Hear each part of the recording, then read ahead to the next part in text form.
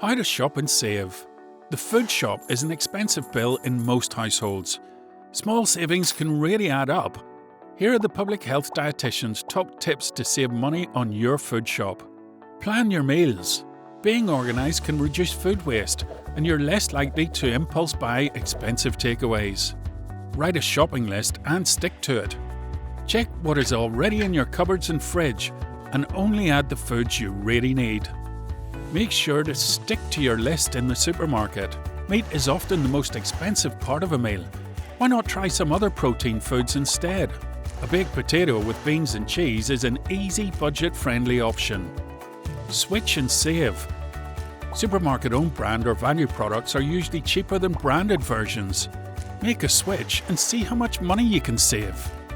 Find the best deal. The product price per 100 grams is usually on the supermarket shelf label.